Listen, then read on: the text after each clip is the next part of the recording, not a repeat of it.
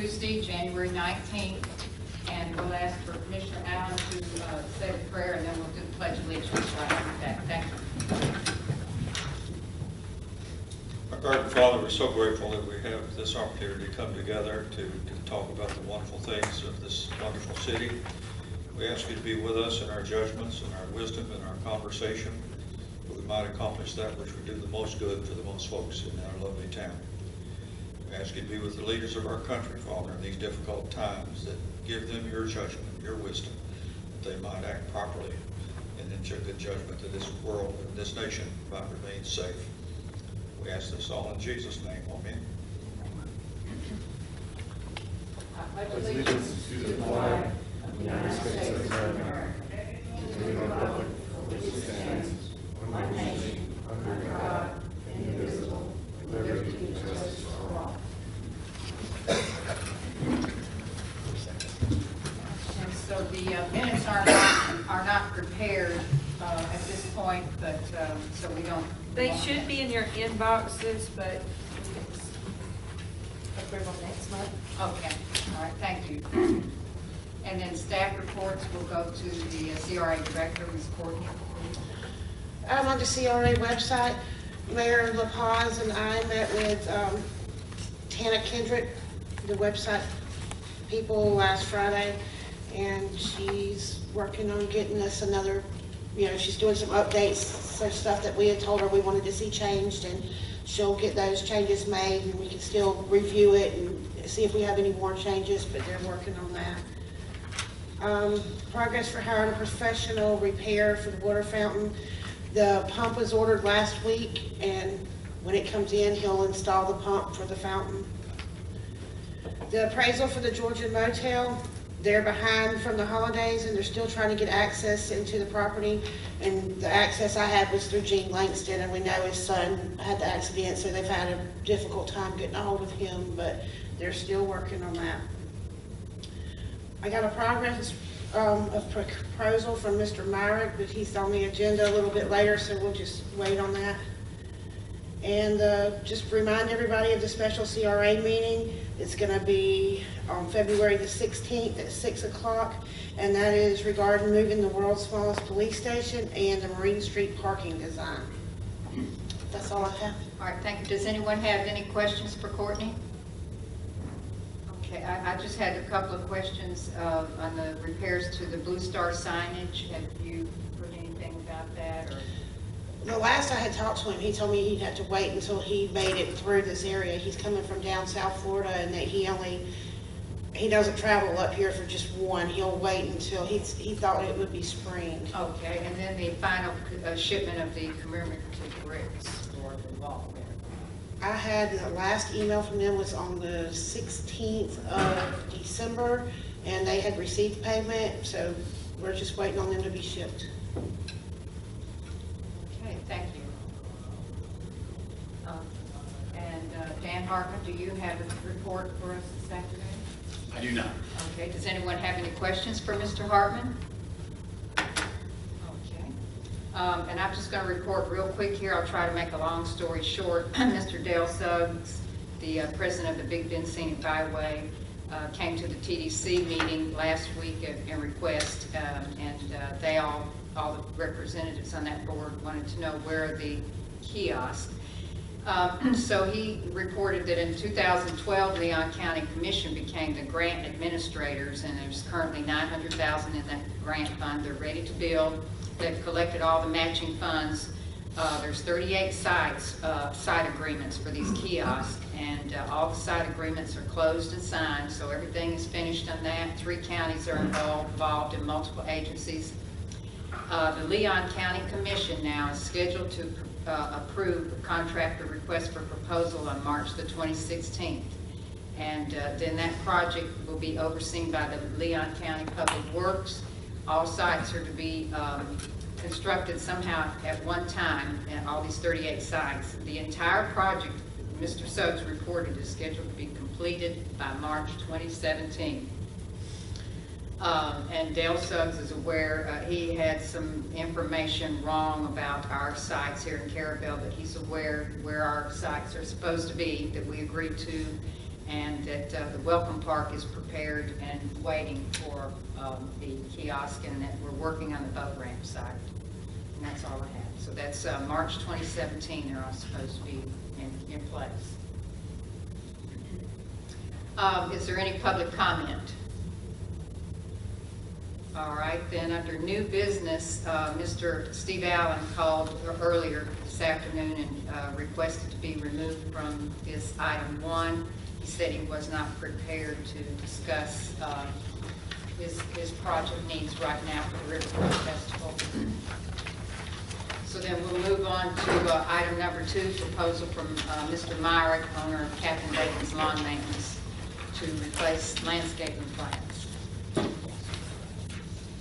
Thank you. There wasn't any simple way to give you an idea of what's going to go where on these plants without breaking down the street into different sections of flower beds, which we have 37, I think. So I took my architectural class, took this and blew this up for me, and we have marked all the flower beds, which will give you an indication of where the plants will go if you so decide to do this, and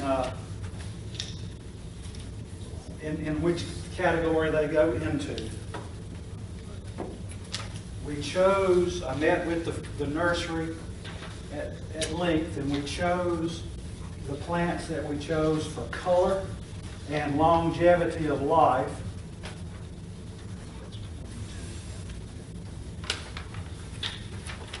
For longevity of life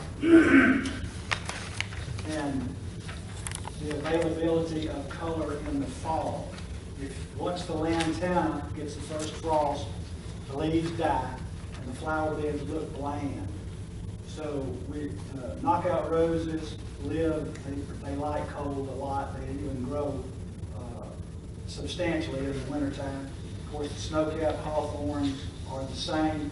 After they bloom, they turn a purplish hue, low-growing plant that will survive almost anything. And the rosemary and the palms and the firecracker plants are strictly for visual. And they'll be placed at random just as a filler. Sprinkler system that we maintain, we've got all of everything working except one area. We talked to people who are supposed to know. We can't figure out the control zone for that, but we will if we have to dig the whole thing up. So we've got the water going in all directions now, so there shouldn't be any problem keeping these plants alive. Let me pass this down, Mr. Keith. It's pretty detailed as far as what goes where. We would like to have the right to change once we get the roses and the hawthorns in. Then the rest of it pretty much is a filler to fill in the holes and the gaps. They had planted before our time. They had daylilies, which did not survive. We've got a couple of areas that need shaded plants instead of sun. We have a couple of places that just don't get any shade. So we tried to put things in the place that they'll be most successful in staying alive. And I don't see anything along Marine Street. There's no real. There's no sprinkler system there. Okay. We tried, we looked, we put the mulch in there for color, but there's no sprinkler system there. As of yet. Where's that at, along Marine Street?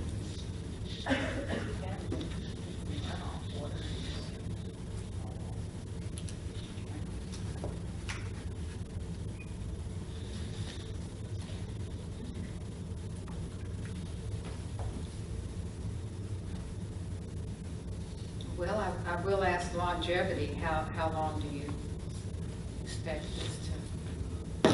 With the water, we keep the water and the fertilizer, they'll last forever.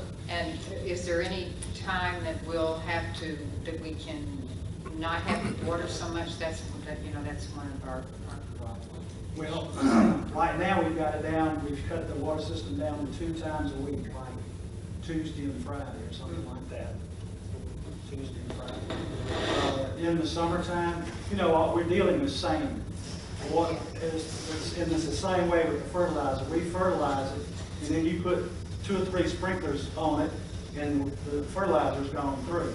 So what we're doing is using a time-release fertilizer so we can take more water on it to get the plant saturated and have the nourishment it needs.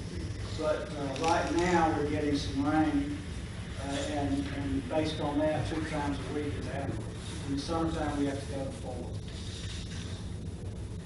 Is this going to be any additional maintenance cost, or will this be, okay, just included in your regular service, your regular trip charge? It took us a month, this year, we've been doing this now about a year, and it took us a full year to get control of the weeds, and we just about got that done. And then we just discussed mulch and pine straw and mulch at Welcome Park. We were just discussing that real quick, if you wanted to kind of review that with the rest of the board members. Well, when we took over, like I said, about a year ago, I met with ACE. The city had a surplus of mulch of 250 bags, and we have used now 160 of those bags. We have 90 bags left to use. And I met with Ronnie Jackson, and he thought we'd used all of ours, and we searched the records and found that we still had 150 left, and we used 60 of those a couple of weeks ago. So we have, I don't think it's enough to do all of them once we get the plants in. We've done all around palm trees, and we've done the crepe myrtle trees, and they look very, very nice right now. But I don't think 90 bags will get the rest of it done. We're actually going to have to remove some of the old mulch. It's in places 12 inches thick, and the little pop-up sprinkler heads are only 4 inches. So they're shooting about a third of the way across. So we're going to have to take down the old mulch before we put new mulch in. And this is part of it. We can't increase the heads, the size of the heads, because they'd be protruding above the sidewalk or above the tops of the grass, and they'll mow them down. So we're going to have to deal with what we got. When would you do this if it's approved? If it's approved, it's going to take me 6 weeks to get the plant. So, and it's going to take us, we don't have a large staff, just my son and myself. So it's, even at planting 30 or 40 a day, it's going to take us 12, 15 days, working days, to plant it. So it'll take us 2 months. 2.5 months, because we have other stuff that we're committed to do. So if you decide to do it, we could be through probably by the middle of March, maybe the 1st of April, because we do have plants that we're going to have to take up and redistribute just for the, we've got too many things too close together in places, and then we've got things spread apart. So when we put the new plants in, and it's for eye appeal, it's strictly for 35 mile an hour going down the highway look. And we get people stopped all the time and saying how nice it looks, but it could look a lot nicer. Yeah, and Mr. Myrick did explain that he's going to be, like he said, moving plants, and he's going to move probably a few plants out of Welcome Park because it's a little too crowded with plant life in there now. And as they're growing, they can't maintain it. They can't get in there to weed it. You can't weed eat it, you can't spray it because you kill the plants. So we've got to get some little distance apart of those plants, and we don't throw any plants away. We'll take them and move them somewhere else. Plants are expensive. Yeah. So we won't throw anything away, we will move it. And actually, when Water Street, Marine Street gets done, some of these plants might survive without being watered. So, we'll put some there. We'll just hold off. I was going to ask Ms. Susan if that comes with a job, so we'll see. Okay. Does anyone Any have questions? questions? Yeah, I have a question. Yes, sir. Who maintains the sprinkler system? Is that you? One day down here on 98, I seen one busted off, the water was shooting up. I had to call William. Somebody drove over. Well, the he top went of up it. here on the hill up here and cut it off. Now, whether it's been repaired or not, I don't know. We spend one day a month strictly working the sprinkler systems. We go, turn each zone on, and you have to clean. Every one of them will have sand in it. You have to tap them and clean every one of them. We do that once a month. As a matter of fact, we may do it tomorrow. But they don't do the ones right over here. No, we only do the CRA district is the Okay, so they're not- So they're not, no. So that's on William us. and them are Okay, Yeah, that's- not. We've seen that though. We've Yeah. gone up there to try Yeah, to we- solve it, but we couldn't solve it. Okay. But our area is the welcome park to the bridge. Okay. Any other questions? I feel, Yes, I was that's just very good. concerned about March being freezing and plant plants in the cold. It'll be fine. These plants are designed for freeze. We won't plant anything that is gonna get frosty. Not until it. So they're perennials and we can plan on coming back. Any questions, Mr. May? I think it's a great idea. I mean, it needs it. It's exhausted its previous plan. And you guarantee us fall color? Yes, I do. Definitely not. That's the whole purpose of this. You sound like the French queen. Can you get a chance for us? For the, oh, well then you're for it. Okay then. Tourist. Thank you. All right, then, And we've been through have you looked through our landscape ordinance, just to double cross-reference? I've checked some of these names, but a lot of them are scientific names, and I just can't okay, cross-reference. yes, we have to have, Well, you already have knockout roses, you already have rosemary, you've got the palms, the firecracker plants you already have. So the only thing is the snowcap hawthorns, and they're everywhere. we Are don't they see low, them. are they, Yeah. okay, no. The zero scale, Right. low water. Yeah. Low water, That's low what- maintenance, and vivid color. Those large lilies that are in front of my building. Those swamp lilies, I guess that's what, That's will they what- get much taller? no, they won't get any taller. That's about it. That's it. I would leave them there. They're attractive and draw attention, Yeah. but we're gonna work roses around. Now, at your store, it's full. Well, we're gonna go in there and dig up some of those muley grass, cut back the ones in front of the sidewalks, and we're gonna rake that out and redo most of that whole bed. And not the one next door, but that corner right there. And then on the other side of the street, we're gonna hit it with the hawthorns and the roses to get a little more color. It did get much. Yeah, and the lantana, we're gonna put the hawthorns between the lantana, so when the lantana has died and done what it's gonna do, you'll still have green and you'll still have color on that front street. I think all my lantana, they're calling it. They're I'll cut it back. Yeah, they're cut back pretty strong right now. Okay, then I see, right here on the corner of Meridian and Tallahassee, you're gonna put some plants, there's nothing there right now. And then, you're gonna work on, right there in front of Messer Pavilion, I see, right there by the We firehouse. just marked it. No, we don't have water there, so, as Okay. of yet, so we're not gonna do anything right there. All right, and then I guess across the street there at Tallahassee and Avenue A, there's no water, but maybe you can think of something that might survive.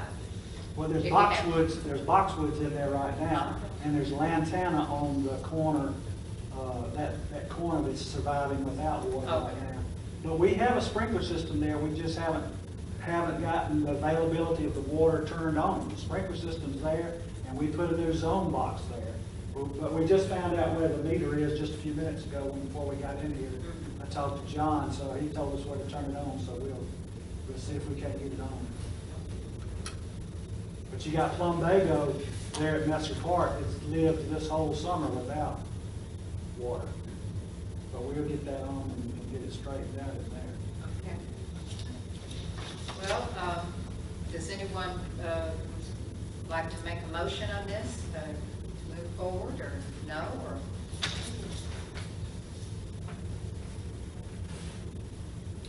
I make a motion, we move forward with this. Okay, you'd like to accept Mr. Myrick's proposal then? Is that what? Yes. I think Mr. Myrick's done a fantastic job this last year, Thank you. so, second. Okay, so we have a motion by Bo May and a second by Commissioner Massey. Is there any more discussion? All in favor? Aye. Any opposed?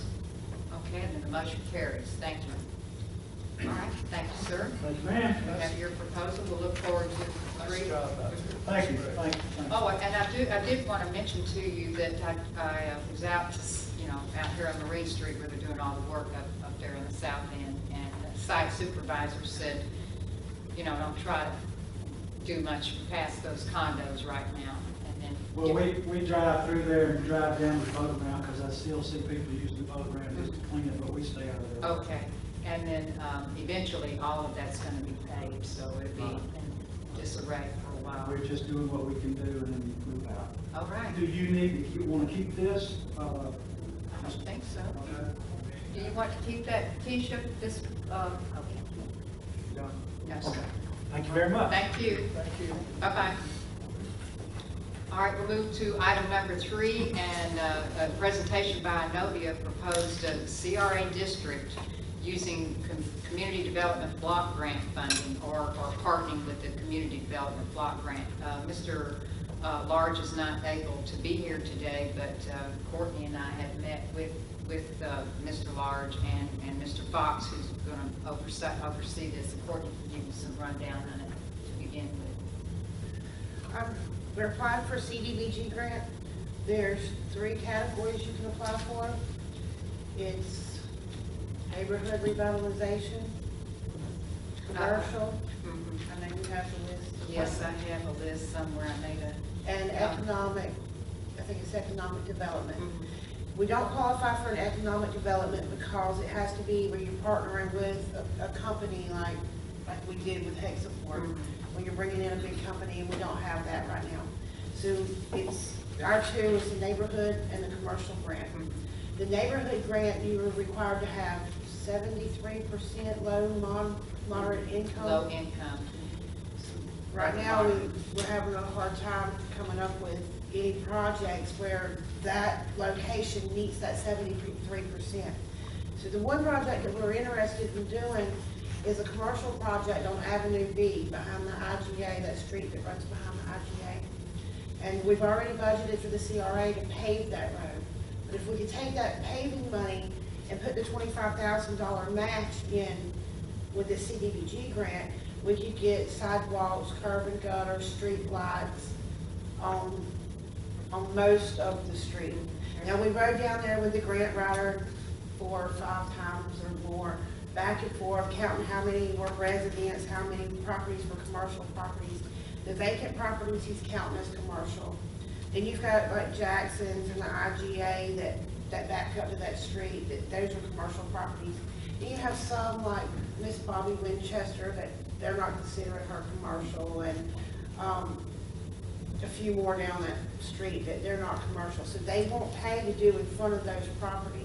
But we could use the money that we've already budgeted for the road paving to finish the work on that street.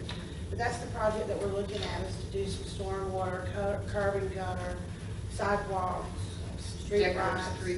Street lights, decorative street lights like we have here along Tallahassee Street, not the ones that are on Marine To Street. kind of expand our commercial district up another block in the future. Maybe people come in and take some of them old houses and put shops in there, because now you've got sidewalks down there and you've got decorative lights.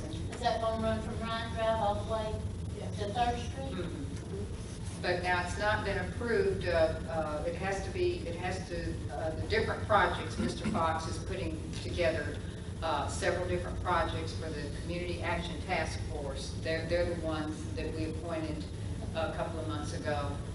They will look at a neighborhood revitalization project that Mr. Fred Fox is putting together, and they'll look at I believe a housing rehab project and this commercial project. And then economic, that's one of the subcategories, the categories, but like Courtney said, we don't have a business that wants to come in, so we don't qualify for economic. So the Community Action Task Force will actually have to approve one of the projects. Now, any of the neighborhood revitalization or the housing rehabilitation, we're just not meeting the low to moderate to low income. But, you know, maybe Mr. Fox will be able to work something out. And then if that is what the Community Action Task Force, if they pick one of those, we'll go ahead with that grant. The city's going to have to, the city budget will have to match $25,000. I don't know if the commission would approve that. But now if they do approve the commercial property that's in the commercial district and CRA district, then the part of the 150 that we have budgeted for paving of resurfacing of Avenue B from Ryan Drive to 3rd, that could go as the matching. And then it would be the same, pretty much the same as when we partnered with this Water Management District grant for Marine Street. That was a $462,000 grant, and we've allocated up to $150 the CRA has, and that's how we're getting all of Marine Street paved and some extra drainage problems, stormwater drainage issues done, and things done that we wouldn't have normally, the project wouldn't be as big as it's working out to be. The Water Management District didn't have a matching grant, you know, matching funds like the CDBG is requiring $25,000. So what the issue is that we have already approved Mr.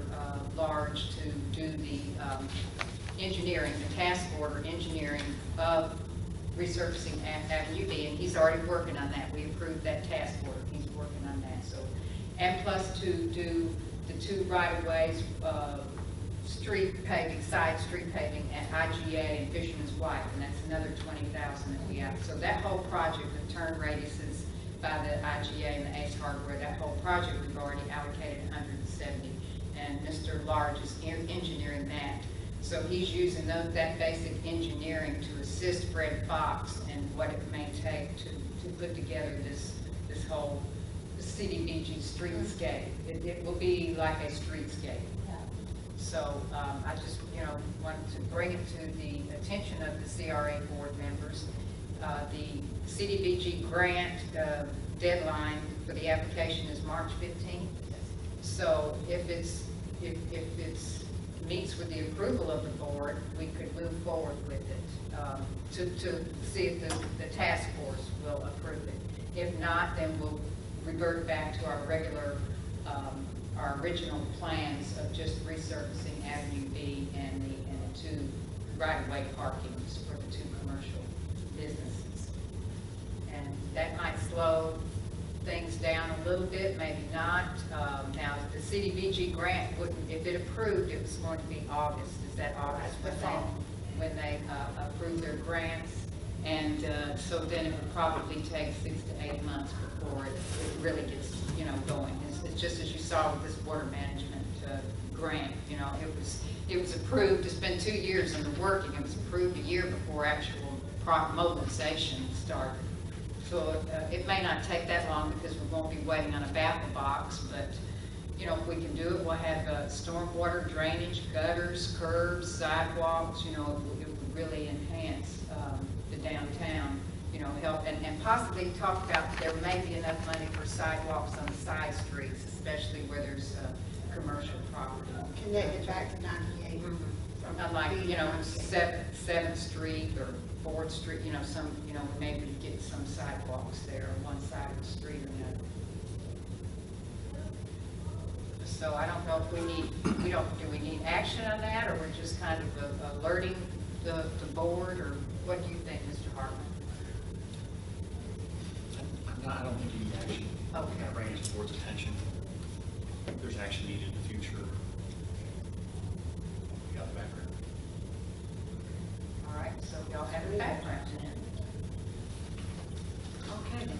Is there any objection to it though before we move forward?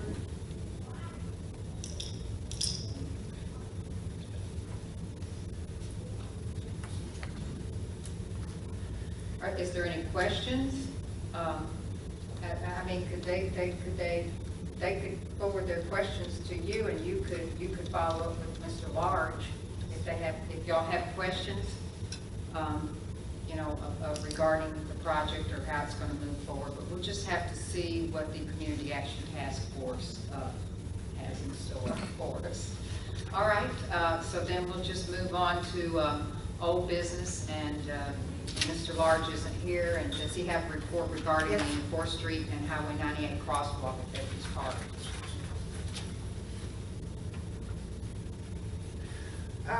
Item 1, the department asked for a letter from the city describing the desire or need for a crosswalk. Inovia provided a letter to be reviewed and signed by the city, and I have that. I got it today. Okay. Please send back to us for submittal to FDOT, continuing to coordinate with the department for review of plans and supporting information. And item 2, repair of stormwater drain and culvert at southwest corner of Tallahassee Street and Avenue A next to Mess Pavilion. He says, we have requested a price quote from Stakey Contracting for this work. They are using a subcontractor from Carrabelle for the work, waiting for final price quote from contractor.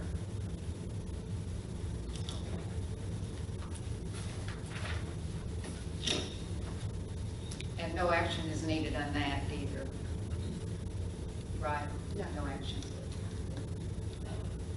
Okay, so then we'll, Is there anything in the letter, Courtney, that's of particular interest that they wrote on our behalf?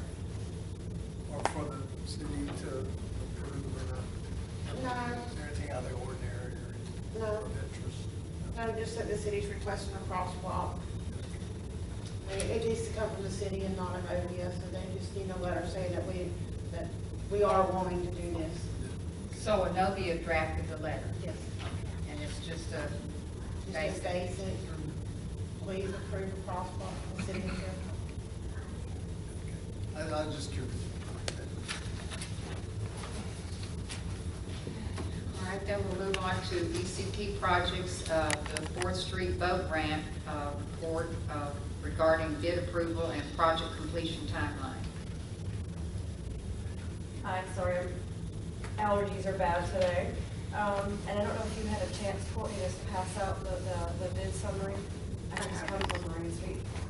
The low bidder was PV on paper.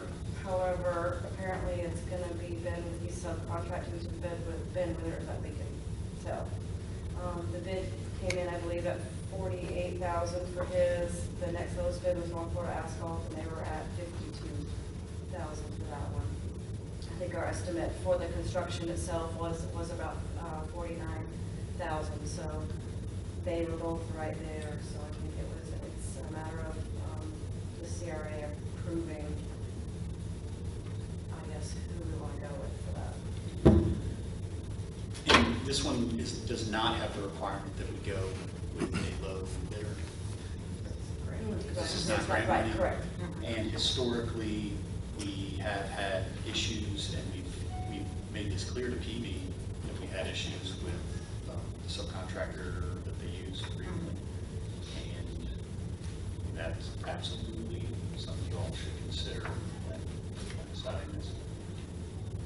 I don't know, I think Commissioner Allen may have noticed while the Welcome Park was under construction, it got slowed down because of just very simple laying forms for the concrete to be put down, to lay the concrete, and that held us up. I mean, I had to just go back and forth with photos. And who did that? Ben Withers. Okay, and he's got the bid then, which is his bid? His bid is the 48. 48. The bid is actually PV, Right. but Ben Withers is a subcontractor. He'd be Right. doing the work. We've confirmed to PV that they're going to use him, they won't swap him out. When you get bids like this, you got apples and oranges, you know, so the figures are different, but what's under those figures is the real issue. And there are so many factors in there: quality, dependability, you know.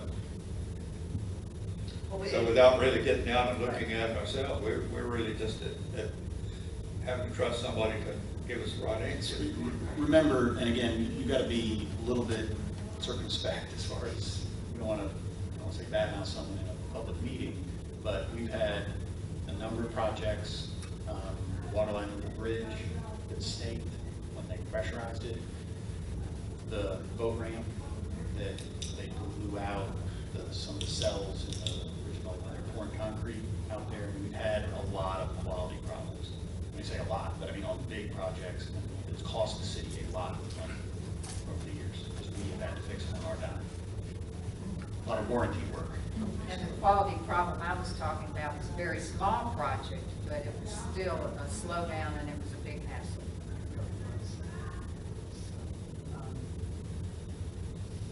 There were some other problems with that place too, because they're dealing with palm trees. Right, they wanted the city to move the palm trees. Uh-huh. And actually they didn't lay their form, you know, they weren't calculating correctly. Where's the other, bid from? North Florida Asphalt. And is that the contractor that's out on the site now? Correct. On Marine Street? And we did have two other, we had 4 bids total that came in, but the other two were quite a bit further out. They were more than 10,000 more than what the was. So, that's right, and, you know, it's very, both of them are close to our budget on either side of our budget that we have for that project.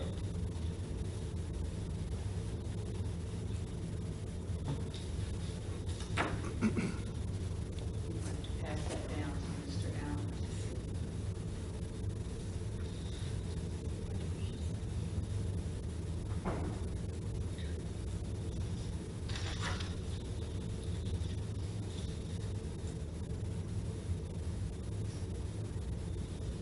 And then I'll pass it back this way for Mr.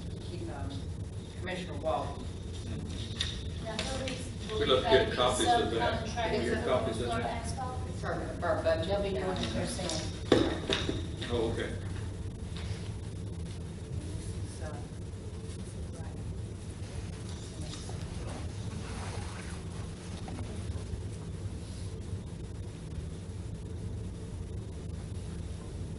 So, Mr. Hartman, then we would need to motion to pick the contractor? Yep. Just go ahead and name the Yep. contractor? Okay, can I, would anyone like to motion to name the contractor? We have either PV, who's going to be subcontracting, or North Florida Asphalt. And I see North Florida Asphalt is out there right now doing the work, so it doesn't appear they subcontract, I don't know. So between PV and North Florida Asphalt, their bids are right in line with She us. said they would be doing, I asked her, she said they would be doing their own work. I make a motion for North Florida asphalt bid. Are there a second?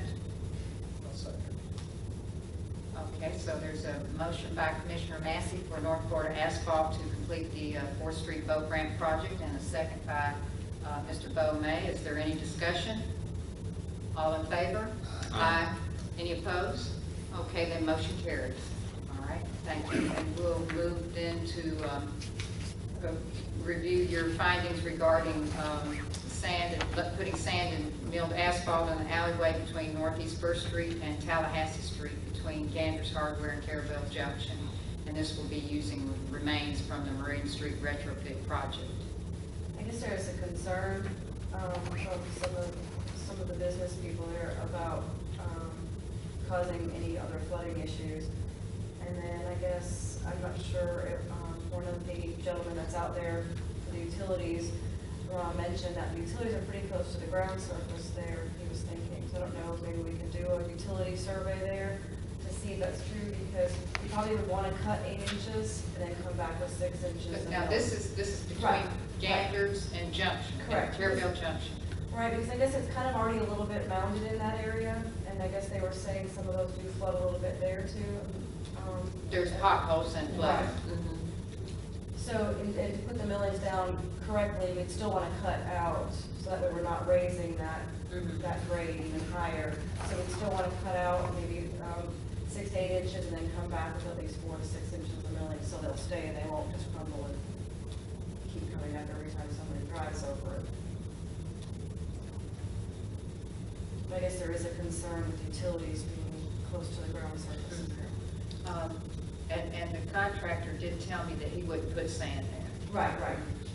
So do you need a utility study or? Probably well, we can just call it maybe a utility locate and just have have them go out there and try to locate it the best they can. I think the city could do that. Right, correct. Yeah. That's the mayor's specialty. Or Courtney could do it. So, do we need any type of a motion to move forward on this? I mean, you could call for the. We could call in for locates. Right, Uh-huh. right. And then just to try to see that, and then they might be able to tell how deep they are. And I wouldn't think they would be less than a foot. They shouldn't be less than a foot. And then they did say, Asphalt did say that they wouldn't come and roll it, because I didn't know if that might be the concern, coming in there with a roller. But they would still pack it down, so it wouldn't really disturb you, but we would want to scrape it out probably 6 to 8 inches, then come back at least 4 to 6. Did he give any kind of a quote on that? No, I told him once we talked today, to see if that was okay with it, and then we can go ahead. He's been out there and has looked at it, but at least wanted to just make sure it was all right to still go forward with having to cut some out, because I guess they were concerned, the local business, they were a little concerned of didn't want to mound them, so the water would go towards the buildings. But this will still fit into our budget that we have allocated for the Marine Trail project. Because they were going to have to haul it off anyway, so they're not, the trucking won't be anymore. It'd just be some of the time to go ahead and cutting out the 6 inches and then laying it and compacting it out. When's this expected to be done? Marine Street, we still haven't, we're about into March. The structures will be finished being laid next week, the concrete structures, and then they'll start on the bioretention pond. Bioretention pond will probably take about a month to get that complete, and then they'll start the resurfacing, regrading and resurfacing around the bioretention pond, and then milling and resurfacing. Knock on wood, they're moving along nicely. Question. For the bioretention pond, is it possible that the dolphin statues that are kind of embossed in the gravel there by the fish cleaning station, would they not look kind of nice in the middle of that bioretention pond? I don't know. The only thing is there's certain plants that are going to be in there to help remove a lot of those nutrients, because that is part of our nutrient removal before it goes into. So does it, having the statues there is not a good idea? Right. Or not? Okay, well, let's have a motion for ECT to go ahead and get a quote from North Florida Asphalt to repair that alleyway between Northeast First Street and Tallahassee. I'll make a motion to do that. I'll say. Okay, so we have a motion by Commissioner Allen and a second by Commissioner Massey. Is there any more discussion? Okay, all in favor? Aye. Aye. Any opposed? Okay, then the motion carries. Just to go ahead and get a quote from them to do that, and Ms. Courtney will call the utility company. Okay. All right, then we'll move on to findings regarding the survey and reevaluation of repairs to Alleyway now between Southeast Avenue B and Highway 98 behind Carrabelle Pharmacy and those other businesses using asphalt millings from Marine Street retrofit project. And I'm not sure, has John Barry given you a quote yet? No, well, he did call me with a quote, and I told him to go ahead with the survey. Okay, so now we're waiting on the. So Yeah, we're that's waiting on good. the survey. That's good. Is that both for that and then the drain area? Also Yes. correct, okay, perfect. So once we get the survey, then we could start doing the design work. We were really need that survey before. Okay, all right. Because initially for the alleyway was just cutting 8 inches and coming back with 6 inches of millings, but then the business owners were concerned there as well. So there will be a little more engineering work, possibly a drain in there, if we need to put a drain in the Will you come back with a work order or a quote for that, or? Yes. Okay, Yes. task order. We have it in there. I believe we already have the work order, I believe, in for both of them to do the design work. We were just waiting on the survey. Okay, all right. I don't believe we need a motion for that one. Okay. All right, and then item 4, review findings regarding the survey, and so I evidently don't have that either. Correct. Survey and reevaluation for the runoff, then they're on the front side of Marine Street. Correct. And, okay, all right, so that's the same thing. All right, item 5, and we talked a little bit about the Marine Street stormwater retrofit, report regarding your mobilization, updated probable project cost, if you have any changes, project timeline. They are moving along nicely. Like I said, the structures will all be in next week, all the concrete structures and the drain pipe will all be in. And then they will start on the bioretention pond. They are still looking for, possibly March, beginning of April, barring no extreme weather conditions. We've been pretty lucky so far. But they have not, there's been a few issues out there, but nothing major that we couldn't move a structure a few inches to a foot due to some underground pipe that, there was a storm sewer line that was running near where there's a couple other conduits they've been running into, but we can just shift the structures a little bit and it's not going to affect, anything that we've got going on. I talked to Mr. Adams, and he did mention about that and now we could use that drawing that Mr. Myrick took. He mentioned about one of the decorative street lights, and I actually brought the plans in case we could look at that.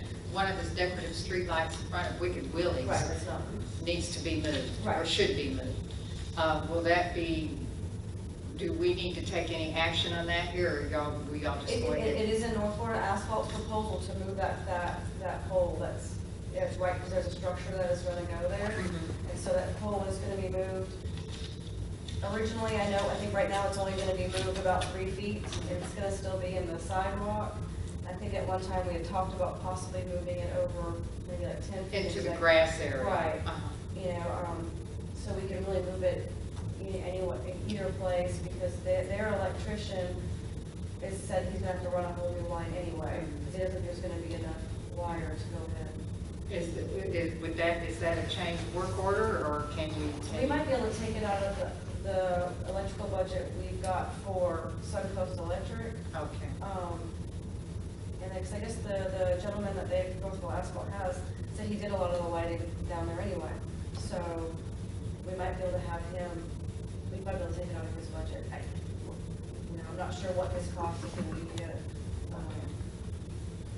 And all those decorative poles are set in the sidewalk, and it's really, would have been better for them not to be in the sidewalk, because anytime there's a problem, they have to cut out, So it would be good if we could even get that moved to the grass. Then we looked at, right there in front of Wicked Willie's, there's a drain. As you look at Wicked Willie's to the right and the curve, it looks like we want to have a sinkhole there. And that's going to be dug up, and the old box, the drainage box, and then a new drainage box is going to come in there. Well, the box that's there now has a slot in the backside towards Wicked Willie's, and drainage off that hill behind Wicked Willie's. It all looks like it's coming down there and going into that box, and then wherever it's going. The new box they're putting in will not have a hole or a portal or a slot in the back, and that may cause drainage of, It actually, Mr. Adams, we talked today about that. What we're doing with that structure is that structure that the sidewalk, it's gonna be underneath the sidewalk. So there'll be inlets for both sides. So you won't have a grate in the middle of the sidewalk now, and what it'll do is, stormwater will flow underneath the sidewalk. It'll be an opening on both sides. So it won't back up. It won't back up Correct. there, because we don't want to have to try to repair that or have a problem with the property owner saying, now we flooded them. Right. We want to take care of it now, we have the dollars if necessary. Right. Okay. Yeah, because we did talk about that today, just to make sure that he was on the same, because I know he was gonna start that structure this week, so I wanted to make sure that he was aware of that, because we talked about that last Thursday, so it is. What it'll look like, it'll almost look like a little raised sidewalk in that area, the concrete slab will stretch over that grade, so it'll be about a 6-inch. All right, I don't know if any of y'all got to see that baffle box, the Suntree custom baffle box, but it's impressive. And I know y'all probably seen the lids there, and I have pictures. Is the manufacturer's instructions to maintain that box? Where are those? Do you have? Keith has them. Keith has Yes. that? Okay. And then there's a couple of latch keys to open those. Correct. So we're gonna have to keep good track of that. It's gonna have to be looked at and maintained from time to time.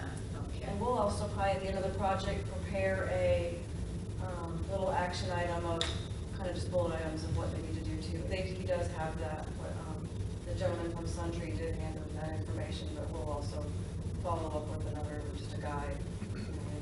Because there are a few things, like every 5 years, some other, maintenance might be done. But it is. But then the gentleman from water management also mentioned, because East Point has, I believe, 3 of the baffle boxes, and Apalachicola has 2 boxes or getting another one. He didn't know if maybe trying to coordinate with county and having the county set up a schedule to have them maintained. But I don't know. He was going to try to work on that from their end, because water management is pushing these baffle boxes. Okay. So. All right. Now, when you're the finished project, will there be any landscaping included in these little green areas that y'all are going to? There is very minimal, and whatever it kind of is coming out might go back. I think there is a few palms that were going to be put in, but I think initially we had talked, there's no irrigation, so landscaping was going to be pretty minimal. Okay, all right. I just that. Does anyone have any questions for Miss Susan? Do you have any questions, commissioners? Okay. Regarding the timeline, and this would go to maybe Dan, in terms of the middle of your property. I talked with both Johnny and Vance Builder 10 days ago or so, and they feel that they're getting closer, but still do not have a fixed time to get things resolved. It's still possible that it would, It if is it happens at all, very it much, might fall it's still in this very time. much possible. I mean, they are pretty invested in it and they want it to happen, but again, So, title issues. try to keep that in the corral, if it will stay in the corral. Yep. All right, then, thank you very much.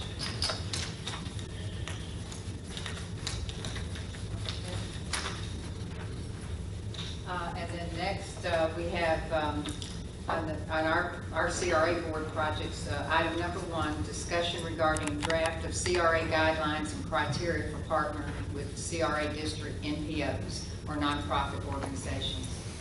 So Courtney did circulate some of those guidelines, some guidelines from Winter Park, City of Titusville, and City of Tallahassee. And then there's another one out there. Tampa. Tampa, yes, that's a good one, Tampa. So did you all get to take a look at those applications that they use, those grant applications for nonprofit events? All right. What I would suggest, you didn't have a chance to look at it? I looked at it, Okay. just scanned it, I haven't had a chance to really dig it. It's a lot of words. Yeah. But I will say it's a fine example from Tampa, Tallahassee, and Titusville. They do nonprofit events. The CRAs give funding for nonprofit events, festivals. They named all the types of things that they do, parades, I did celebrations. mention that. So it's something that the CRA can do, but it needs to be out open in the public, not just someone coming up and asking for money all of a sudden. Just like our facade grants are in the public, anybody can access it as public record to see what we do, whether it's on a state level or the neighbors or whatever, you know, what are our qualifications, criteria, requirements, guidelines, you know, and how much are we granting, what kind of budget have we set aside for that. So I would ask that y'all take a look at these, and just like we did when we developed the CRA plan and the CRA grant criteria for the facade grants, send your suggestions to Courtney and Dan, and they can develop a draft grant proposal for these nonprofit events. So, you know, it would be nice if we could actually have this grant criteria and the application ready in advance, a couple of months in advance, for Steve Allen to use whenever he comes to get money for the Riverfront Festival. So we can set some guidelines, and go ahead. I'm sorry. When I thought of this question, I didn't have any access to it, but are there, in the state statutes that deal with CRA, is the infield information in that, do you know? As far as promotional activities, that's what you're asking. Yeah. As far as do the statutes specifically address this, and that's the problem, is they don't. You can tuck it up under certain general statements within the statute, but I think we're in good shape following some more, obviously, sophisticated programs, because again, when we talked about this originally, and again, I keep repeating this, so I don't want to bore everybody, is they have audits, they do audits all the time. Obviously, we're not, we don't want to be audited, but they certainly make a habit of auditing the larger programs. They're dealing with a pile, a lot of money, and the audits just so frequently catch cities out for making mistakes regarding promotional activities and using CRA money to fund them. So I think it's exactly the way that we should be doing it, is taking probably the most conservative approach, followed by one of the bigger cities, and we can always go in behind it and look, hey, have they been audited since this policy was in place, and did the state have a problem with it? We're probably in good shape. I mean, we do need to be careful. Obviously, we just need to be careful. So we need the document in place, so at least if the state finds a problem, we can say, oh, we did it all in good faith. We just, tell us where we went wrong, we'll straighten it out. We can ask for forgiveness, whereas if we don't have anything in place and we just spend the money willy-nilly, it would be worse for us. Does this document take a long time for us to draw up? Oh, no, I actually kind of have For it. us to get a form to fill out? Oh, no, it shouldn't. And I haven't had a chance to actually look at the application, but you can look at Titusville, Tampa, and Tallahassee, and they're all. I know that Titusville and Tallahassee are basically the same. It's like one mimicked the other, and just tailor. Those are multi-million-dollar CRAs. They have multi-million dollars coming in as revenue every year. But tailor it to look at it, kind of tailor it to fit, our little CRA, which is the smallest in the state of Florida. They have a big CRA. But I couldn't find information if they grant nonprofit events. Yes, because I know they help with that. They have a big country jam there every year. And their CRA donates money to that. You know the one I'm talking about, Courtney? I've heard of it. I think it's jazz. What River Festival. Is it jazz festival? Yeah, their CRA does donate money to that. And we partnered with the Holiday on the Harbor, and we donated money or we bought the fireworks. And so, we did, we can do like that, but when you have them coming and actually wanting money to supplement their budget, then you have to have an application and understand what they intend to do with it. It's a reimbursement style grant, like we do the facade grant, and the Tampa, Titusville, and Tallahassee are reimbursements, not to, just write a check up front. And that's Mr. Commissioner Allen. Question for Dan. Under our general authority under home rule that we can do anything that is not violation of the state statute, but is under municipal, anything that a municipality can do. That would be That gives us the authority to work water commission systems outside our city, under that area. Right, and the thing But is, that would be a general thing, as long as it doesn't violate, That'd be- and it's a municipal activity.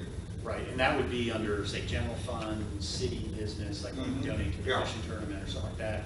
CRA money, because of the way it's appropriated and everything else, has a whole separate set of, you know, in some ways more liberal, but in other ways more conservative. And in this issue, on this subject of promotions, more conservative, you know, again, for probably a lot of reasons, but because you have non-elected officials on board, you have, there's concern, a lot of concern, that you see in the training and everything else about folks, because sometimes the CRA board is made up of all non-elected officials, and that you know, there's a lot of money, it comes in regularly, tax revenue and all that, and you worry about, just honestly, people making bad decisions for any number of reasons. So there's restrictions on it, and promotional activities have always gotten they put them under a microscope because it's a kind of a slush. And one of the things is that basically half of the money is county property tax revenues from the county. The revenue is taking revenue from the county's general fund and from the city's general fund. And that, you know, so on the municipality side, we're only dealing with revenue that comes from city property, ad valorem taxes, and other activities that the city does.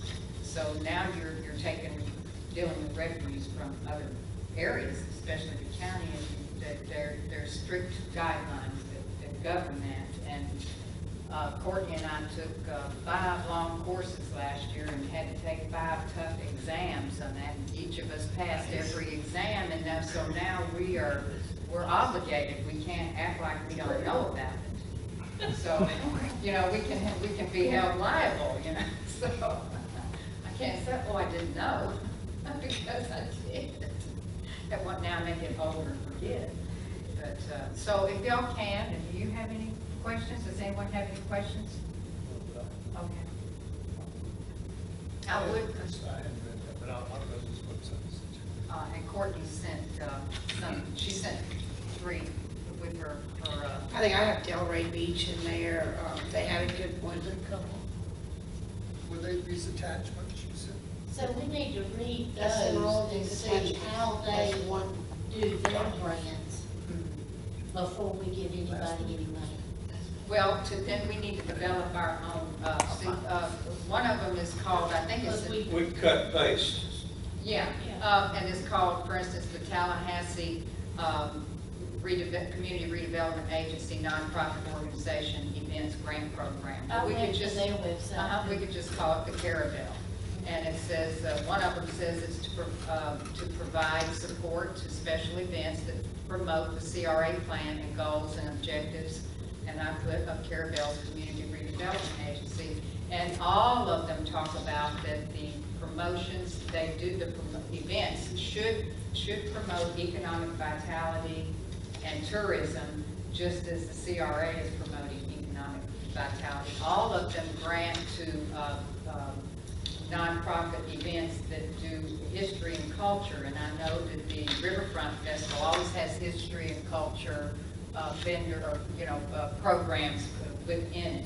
So I don't see a problem necessarily with that particular event. It's just that everything needs to be in public record. One thing now, you may look at the Holiday on the Harbor. That's a smaller event. Their budget is smaller than the Riverfront Festival.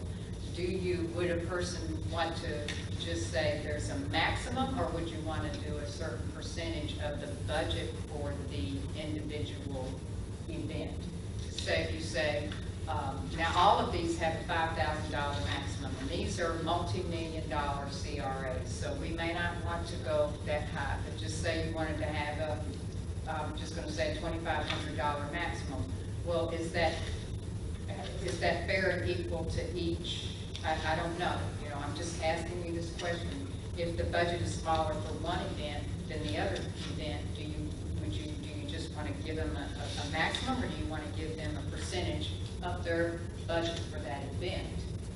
So, am I making sense? Oh, yeah, what I'm saying because, I here? mean, you Okay. wouldn't give somebody the maximum when their budget's not, If their budget's $3,000. yeah. Yeah, so. Yeah, you would want to, I would think we would go by the percentage. But we're just discussing now. Right. And then items like how many times can they come back to you for, the same organization come back to you for money within a year? Do you want to let them come back for multiple events or one event? And all of the ones that we've talked about here, all the cities do allow one event per That's what year. I was gonna say, yeah. And some of them, it appears that they fund the event as seed money to get the event started, to help the event get on its feet, and then after a few years, then they wean it off, by giving it 50% after a couple of years, and then 25% of the original request, trying to wean them off of that, having that money. But we're gonna naturally wean off anyway, because our CRA is only gonna last 6 more years, so they can't fund those events forever off the CRA. The money they make from just say the riverfront, the money they make from that, because it's nonprofit, where does the money go that they've made off of the vendors and all? It goes next year, it goes into next year. Goes for the fund next year. So every year they should be getting money to put in there to wean theirself off. And I'm just using that one as an example. And as the other one, the Holiday on the Harbor should. Yeah, I'm just using it as an example. But for example, this year, the remainder was like $2,500, give or take, basically was the amount left over. So, we've had years where it was as much as 6 and as little as this. It just depends on how much the costs are and all that stuff. So it's in its own separate banking account. It doesn't go into, it's not put into the same, any banking of any other. Right. We don't charge for it, we just have it in a separate account. And they all of them have, it's like they copied each other. They all have eligible uses of funding. Would be things like rental equipment, like tents, chairs, tables, portalets. I added disposable recycling garbage receptacles, because that's the cardboard, that's something that they could definitely use. Entertainment, performers can be, they're saying that's eligible. Any permits or licensings that they have to pay for, but I don't think our 2 festivals or events have to do that. Marketing and promotion, including advertising, printing of flyers, banners. But that's something that we may want to take a look at, because both of our and the parade too, they all get funding from the TDC, the Camp Gordon Johnston Parade, and then Camp Gordon Johnston also gets funding from $1,500 from Carrabelle General Fund, and then the Holiday on the Harbor and Riverfront Festival gets $2,000 a year for advertising. So, we may want to kind of look at that. And then they have a list of ineligible funding. All of them, you can't buy alcoholic beverages or pay salaries or prize money or travel expenses or purchasing of tangible property, anything that could get accidentally moved around or broken or something like that. All the events have to be open to the public, which is, naturally assumed, and they can't have any city code violations if they're holding an event in a building somewhere. So, it's pretty much cut and dry. It's almost already outlined for us. There's just a few things that we would need to tailor, to our specific needs. Yeah, the how much money they get, per organization. Yeah, and I thought I saw something in town about their streetcars. Oh, streetcars? Okay. I thought I saw that when I read it, but I was moving pretty fast through it. And then the city of So Carrabelle. we don't have streetcars. No, we don't. The city of Carrabelle always provides. They always provide insurance for the events, but those events, even the parades, and then appropriate lighting, street closures, traffic control by the police department, and assistance with setup and tear down by the streets and roads crew. But I wouldn't mind seeing on this application, these applications or somewhere, the amounts that these in-kind services, for instance, the police department traffic control for Holiday on the Harbor for one day was right at $350. And that costs, you know, the city of Carrabelle. That's an in-kind donation. And the streets and roads crew, I don't know if they take 2 days to set up or what, but 2 days to set up and say 1 day to tear down. That runs right at $903 for the supervisor and 1 laborer. And I don't know if they use 2 laborers or what. So if they use 1 supervisor and 1 laborer, that's $903 plus the police department. Estimated total in-kind services for the Holiday on the Harbor was $1,260. Last year when I was down there, they had 2 They had the city used 1, Jared and his group come down there, and then 1 from the county come down there, because where the little treasure hunt is, you know, whether we put the dirt up there and the kids dug in that treasure with the pirates and all. They brought that from Appalachia. So there was 2 down there that to set up. I don't know about when they took it down. It'd probably take 2 to tear down, but 1 day. But just to, you know, to formally notice and to note the funding that the city of Carrabelle. Now, and I did notice one of them, actually, the city charges the CRA for police service for traffic. The CRA charges the event for police services for that traffic control. Is that enough discussion? So we pay for it. The city pays for it. Yeah, the city has to pay for it. Right, and the city loses that productivity on the city side, donating it to that event. Okay. I don't know. Any more discussion? Okay, will y'all please send your suggestions to Courtney, and we'll see if we can put together, Courtney and Dan can put together an application criteria and application. Get it going. All right. So item 2 under our CRA projects are billboard advertisements.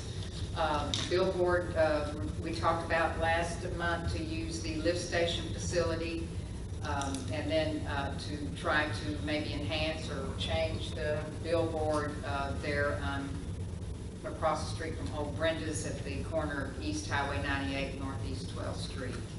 So I called Ms. Joan Mady to see if she might come and make a presentation to tell us what she could do for, you know, make a design for us and give us a quote. And it's unfortunate that she's already booked up dealing with lighthouse obligations and I believe Riverfront Festival t-shirts. So I don't know what to say except to reach out to Saul Signs to kind of give us a quote if y'all are wanting to move forward on that. Yeah, it would hurt first to get us, somebody to give us a quote. And I did talk to Mr. Kurt Blair. You know, the CRA can partner with the TDC also. Now, Mr. Kurt Blair had a suggestion for the CRA and the TDC to buy the billboard facility that's behind the Marathon, between Marathon and Antique Trader, and just take that down completely. He wants all the billboards gone because it's the Big Bend Scenic Byway. And plus they have some kind of, sometimes off the wall advertisements up there. And he says it would make Carrabelle look. That's not an advertisement, what's up there now that's off the wall. What does it say? Something It about. says, no matter how drunk you are. I don't understand that. It's not your tape, it's your dog. No, it doesn't. Yes, it Yes, it does. does, and that's the first thing you see does. when you It drive does. into the city of Carrabelle, is a sign about, it's, no matter how drunk you are, it's not your She's still your tape, dog. it's your dog. She's still your It's dog. the domestic show you- violence, the refuge house put it up. Yeah. Maybe we should buy the billboard. We should throw paint on that billboard. Well, it's all over, it's not just in Yeah, we Carrabelle, need to. it's all over. I know, but we can't buy everybody else's. Yeah, we just need But to we buy make it. it buy ours. Well, you know we are number 1 in the state. It implies that it's all right to break your thing, but not for golly. Okay. Well, All right. we are number 1 in incest. And we should in give the it- state, so. Our county, not our county, but our county is number 1 in incest. State. It's not a good place to.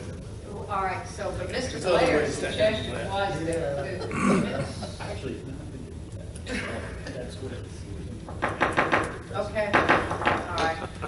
That's for the smoking lounge. Yeah. Oh, I'm sorry. You brought. That's right. All right. Mr. Blair seems to think that Carrabelle would look better with that. Without that billboard. Yes, without the billboard. I don't know what it would cost to buy it. There's a town up in North Georgia that has a big billboard that says if you had, and I've used this a lot because it says if you hadn't started when you did, you wouldn't have been here yet. All right. That's enough. And that's So, fair, so Joe. the question about, do you need to? That's the truth, that is the outfit on solution. If you want to move forward with the lift station, to put a postcard style advertisement out at the lift station on Gulf Beach Drive out there, at 2 hours. We need some, design ideas. We have, Russell, give us an idea of how the dimensions. no, but Charlie said he thinks it's about 8 by 20, our sewer supervisor. Can I send somebody to you to talk to you? I suppose, can Bo do that, send someone a graphic design? Not related to me. Send a graphic design person to talk to. Yeah, sure. Courtney, Yeah. and then do you all want to, look at redoing the sign there on, The existing Highway sign. 98 and East 12th Street, South 12th Street? Is that the one behind, Across from Brenda's. Oh, Brenda's Restaurant oh, there. yeah. Do you think it's possible, I see it says enhance, but I'm not sure, change is probably, or, You used the word enhance in the last meeting. I know it is. Yes, Okay, sir. well, maybe you could paint But on, if you want, you could paint on that, I'm not sure what if you want to, look at, have that person take a look. And the only other person I know is Mr. Saul, of Saul Signs. That's his first name, isn't it? Bob. Bob Saul. And he get, By the way, Bob now works for Apogee Signs. Apogee. And Apogee Signs in Tallahassee. But he still does the same kind of work. So but he's certainly available for that. okay, he gave a quote when we were looking at that sign down here east of the city to design a billboard and a 12 by 8, 12-ounce stretch vinyl print, and then to install it.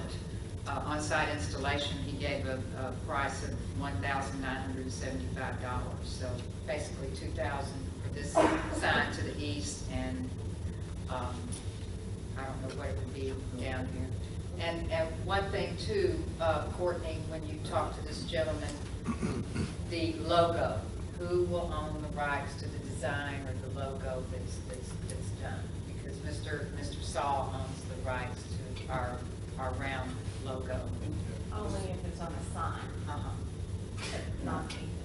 What Courtney can do is discuss it with the person you send to her. She can get him to do a proposal that covers what she thinks he's doing and then circulate that. Okay. And then you can't talk amongst each other, but you can send back her comments. You see something jumps at it, you say, hey, what about this or what about that? Okay. All right. So, do we need a motion then or just all agree on that? We need a motion to move forward on this billboard project? Okay. We had a motion last month to do that. We did. I mean, if you didn't come back with some information, All right. for us So to deal with that. we won't take action on that right now.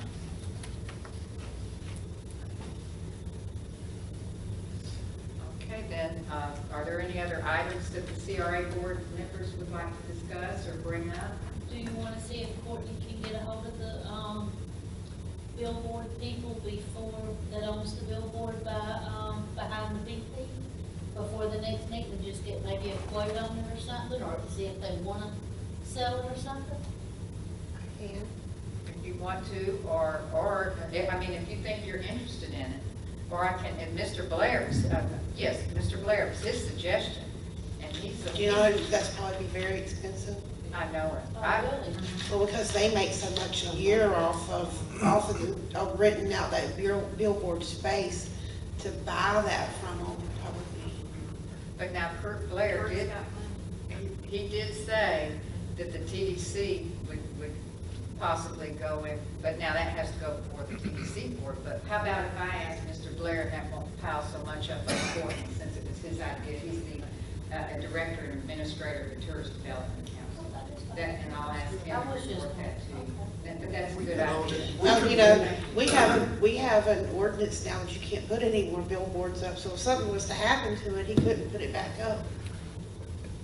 But Oh, did, somebody cut it down, or if it fell down. Yeah. I mean, We could rent it to the city of Apalachicola or the TDC.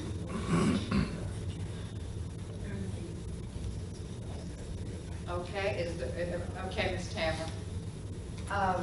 I was just, as I go up and down the sidewalks here, I've noticed that there are places in the CRA where the sidewalk is either seriously cracked, been pieced together, it's got gravel, it's got dips in it.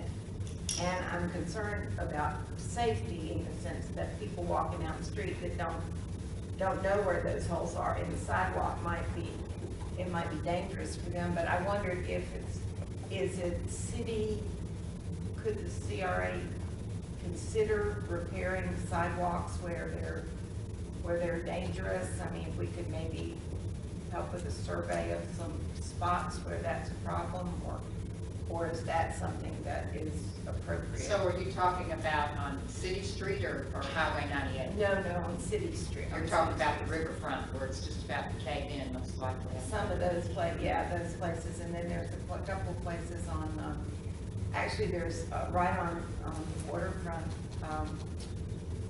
right at the foot of Cars Hill, or Yellow Hill, as I've most recently been calling it.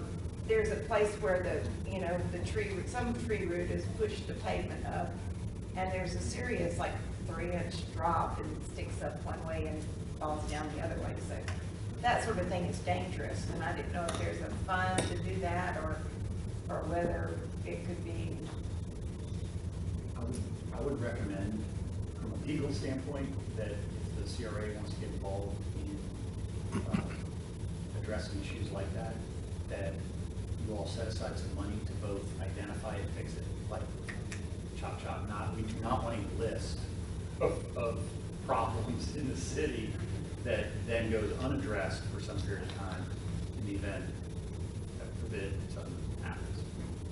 So we want to. Like setting up a liability list. But that would also need to be like a budgetary item. It would be a budget item. Like if you all want to budget money for that, then I would think budgeting for identification and fixing the problem all at one time. I mean, not identify it and wait 2 years and fix it, because there's lawyers out there that would use that against us.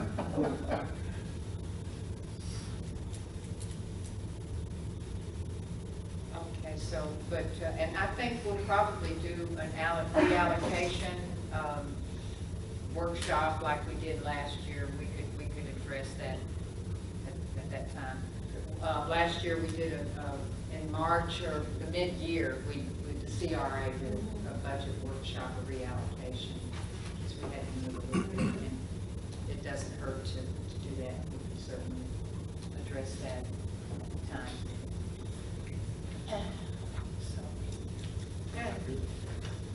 Did you see the pictures, since it's in the CRA, on Facebook today? I think maybe there've been some others of what actually happened down in front of Crumb's seafood place with the boat and the sailboat and the shrimp boat and the roof and all that. There were some really good pictures. I didn't see him today, but Mr. Blanchett had put some pictures on there that really, I saw that and I thought that looks like a coastal coastal improvement project later in the year, maybe if we can't figure out some other way to get it paid for. You know where the shrimp boat's gone? Yeah, it's a mess. That dock is. Or they have to move it themselves. That's a state issue now. And we, It's at Dr. Sonala's dock. He owns the dock. Somebody needs to be reliable, not the city. That's Right. impossible. but, Mr. Hartman, who owns that property there? I have contacted the Sonalis, and they insist, and I know they did go through bankruptcy, that they no longer own the property. I pointed out to them that the property appraiser has them still listed as the owner of record, but, and I'm not a bankruptcy attorney, but they went through bankruptcy in 04, 05, and they did list it, saying, hey, we listed it as an asset bankruptcy trustee, someone, I have dealt enough with it to know it's confusing and complicated, but yeah, we're getting into, they're not going to be responsive to meetings and all, they're just not, they're, I think legally they're right too, but even though it shows on public record that, hey, they are still the title record owners, they surrendered in bankruptcy, so they can get in trouble. So what they do with it? The trustee really has, the bankruptcy trustee has some control over it, and then you think the lender, whoever, which hasn't foreclosed on it all these years, like here 10 years. Mr. Vera and Dent Snyder did own that. And they were buying it from them, but both of them passed away now. And they financed the purchase, I know that was the bank. They financed the purchase, because I used to work for Mr. Vera Dent when they sold it to the Sonalis. Because after Mr. Dent died, they wasn't paying for it.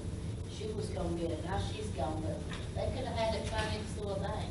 And the Sonalis did, you know, when it was condemned back in 03, not long ago, they had environmental folks, and they spent $100,000 or something on trying to bring it up to make it safe and get it, you know, all this and that, back then, before the. Well, we talked about purchasing that property at one time with CRA. Now, it is condemned. It is condemned by the county. So by the county. Now, could the CRA possibly tear that down, remove those blighted buildings and the document? And charge whoever. Or put a lien on the property. Put a lien on the Yeah, property. for the put a value. lien on the property, I think is a practical matter, there's not a pocket to get us reimbursed, but there is a process by which, you know, it's a hazard, it's a problem, you know, there is a, I don't think it sounds bad, but I mean, it's close to condemnation in a way, or where we would tear down, you know, property. It's difficult sometimes to foreclose that lien, but whoever owns 20 years. Yeah. So any lender that really has an interest in it, I mean, we could engage in trying to, Keisha and I started down that road a little bit, but yeah, I mean, the city, the dilemma is how much money you have to put into it. I mean, if the city ended up with the property because, for whatever reason, legitimately, then we'd still have $500,000. I mean, it would be really expensive. Do we need to bring that up at our city meeting? Well, we don't have the money to deal with it. The city does not have that money. $50 just to buy it. No, forget. I don't want to, we don't want to sit here and try to figure out ways to get people's private property, but at the same time, it is blighted. It's a hazard to navigate. I mean, it's a hazard, maritime hazard and an upland hazard, or whatever people call in there, and get hurt, everything else. So, let's say city goes in there and spends $20,000 demoing, hauling it off, cleaning it up, making it safer. Then someone may come along later, or may get the attention of an owner, which I'm assuming, or call the bank the owner. Really, at this point, they probably have some interest in the property. But if I was a bank, I'd probably say, hey, take it with all its headaches and problems. So then the city gets it. It's kind of like this building is, great, at first, and then you think, well, you have waterfront property with this much dockage, and it's good. If we just left it blank and clean, it would be an improvement. And it wouldn't cost us anything once we got to that point. It would just stay that. I mean, that's the thing. would think so, and again, but what Bo's suggesting is true. I mean, Yeah. we just demo and clean it up and put a boardwalk in there, you know, what will that cost us? $75,000? I think we should be Real money. proactive on that. I mean, it's forced, the sunken boat has sort of forced the issue. to But now where- the sunken boat, it cannot be the responsibility of the city or the CRA. I talked to No, I Officer understand Wood, and then I talked to also, Captain Wood and Officer Cook, and they both, now Officer Cook is gonna cite that as a derelict boat. He's probably already done it now since the other day. And that sits on submerged state lands. That is the responsibility of the state. The city can't, go out, we would have to go through, kind of like what we're going through with Mr. Lemon, all these signing of authority to remove, and it would be costly, and it's not in the city or CRA jurisdiction. Now on the, where Keisha mentioned to cure a lien, that would take 20 years. And a CRA, you cannot enter into an agreement or buy bonds or loans or anything like that that's gonna extend out past when the CRA sunsets. And, I mean, I'm not. And after 20 years, it falls off. I have not, I mean, there will be an expense associated with it. I mean, if we say, hey, find out. I did, obviously, I don't even know if I put it on my bill, but like, say, make a phone call to someone else, hey, what is going on with your, what we consider your property? They say, oh, no, we have bankruptcy, we haven't given thought to that thing in 10 years. Or no, but if you all want me to get after that, of course I will. I can get after it, we can talk to Keisha, I can get title work done on the property, we can identify exactly who has an interest in it. I can get a hold of the bankruptcy trustee that handled it. She's a private attorney, they're private attorneys, I can get a hold of them, I can get a hold of the bank, I can try to bring it in for a landing with no guarantee of success, but. And you can do that on behalf of the CRA? Or the city, yep, either one. Well, the CRA has, I think that's The a good resources. idea, and also looking at condemning it as just blight and dangerous property. That we can demolish and clean up. If you're gonna call it blight, then if there was a local land, there's some new landowners in the area there that have expressed interest in acquiring that property. Could you engage in one of those projects that we talked about earlier where you couldn't do an economic, maybe there would be some way to do an economic help or loan with, if there was a business owner that wanted to acquire it and do something that would benefit them and the city. and what we were just discussing earlier was the CDBG grants. Right. And we're into that grant cycle right now, so it would be, in a couple of years, whenever that opportunity comes again. What Tamara mentions, it reminds me, because I got a call months ago from, I want to say the owner of the bar. Owner Harry's is Yeah, I got a call very from interested them in that property. asking me about, it was a confusing call, but essentially, does the city own it? Does the city, like, no. And then talked to a nice enough guy, but told him he needed, if he's interested in buying it, he needs to work on it. Like, I'm not, it's not our job to, we're not, we can't be an arm, we can't really work together on anything like that. Either we do it, we got to work on the city's behalf, and we get it squared away. And then I said, you're pursuing the property, I'm not the lawyer for you, go talk to a private lawyer and get it done. I don't know what they're doing, but if a private entity bought it, they'd be getting into a lot. They couldn't just clear it and sit on it. They would have to do something with it. It's one of those things. You buy something like that, and you've got yourself hundreds and hundreds of thousands of dollars in expense, permitting, on and on. So, All right, so I think this, I think y'all should consider seriously before you direct Mr. Hartman to go ahead and do title search, because once he starts doing that, that's going to put us being invested in that property. And then how forward do we want to move? And once he does that title search, if we don't move forward with it, then it's kind of money down the drain, and we can't. We don't have the money for it anyway. Well, we could demolish it, right, with the condemnation. The CRA could demolish the property, is that correct? Absolutely, right, even right now, when it's owned by someone else, we can do, of course, you and I are working on one of those right now. We can send out notices, do this, do that, and tell them, you know, basically put them on notice, that this is what we're gonna do. If you don't do it first, which no one's going to, and then we go and do it, but, you know, I would think, gosh, only knows what's, I mean, I haven't crawled through it, but, I don't know, like pipes, asbestos. It's okay, it looks historic. It's good I expensive. like it, but I would love to see that. I like this part of it, but I want to want it to be the same. You could rebuild it.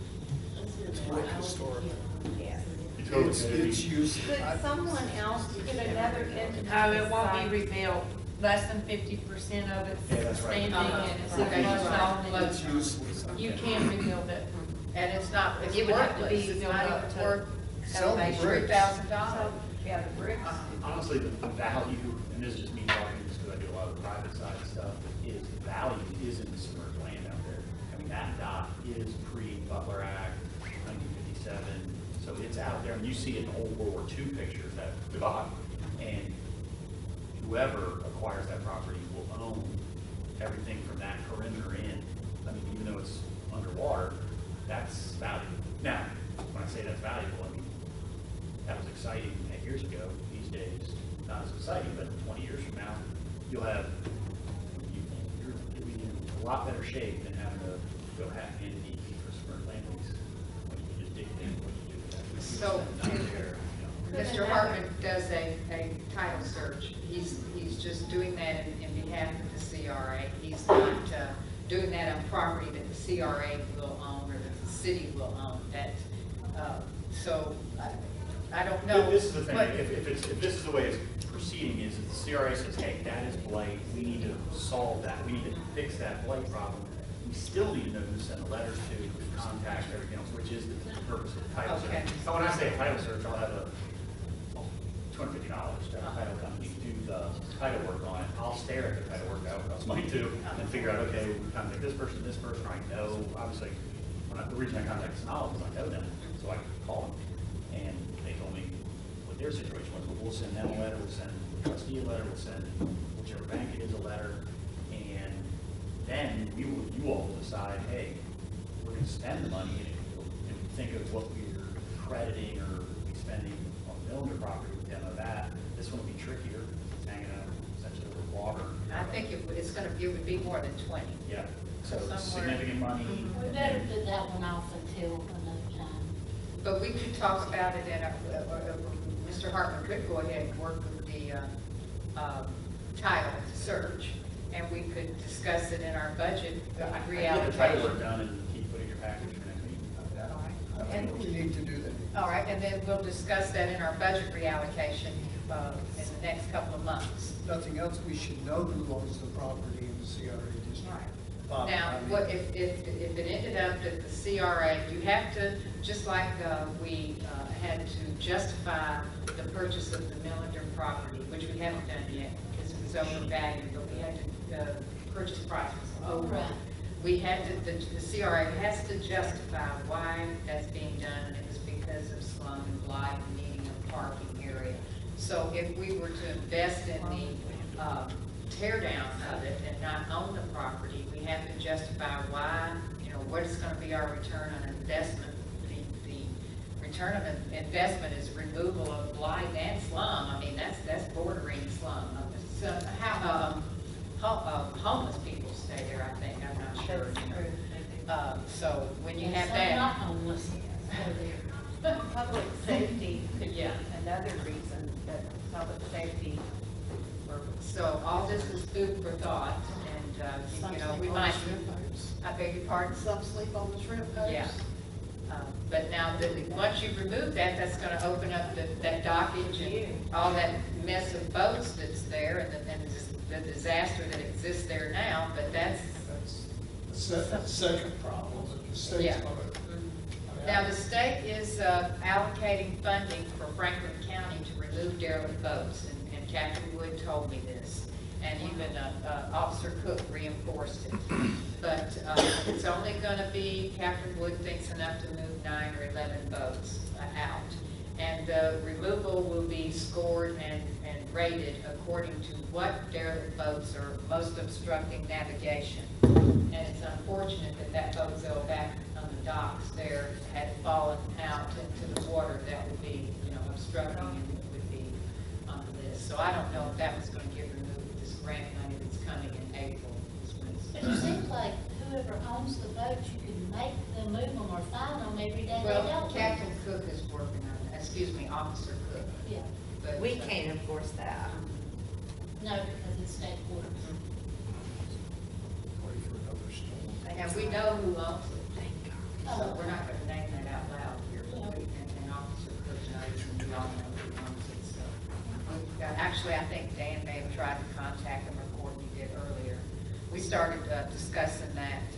Bo, Rob, and Courtney and Dan and I had a little workshop on it to how would we approach the state about that back in October. Not knowing that we would ever be voting on it or discuss, but we're still not voting on it because it's out of our jurisdiction. Yeah, the storm in its own way helped us along. Yeah. Okay, so is there, all right, then do we want a motion for Mr. Harper to go ahead and do some simple title work, a title search on that property? Would we like to do that? That'll be fine. I make a motion for the lawyer to do a title search on the property. Okay, so we have a motion and a second. A motion by Commissioner Massey, a second by Mr. May. But do you have any discussion with Mr. Allen, Commissioner Allen, regarding that motion? Not really.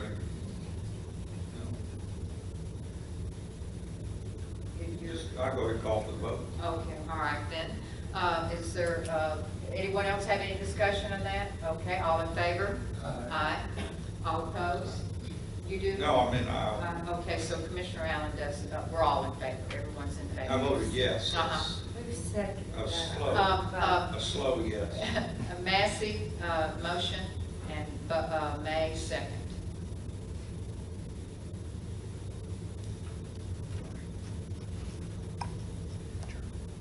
Okay then, is there any other discussion?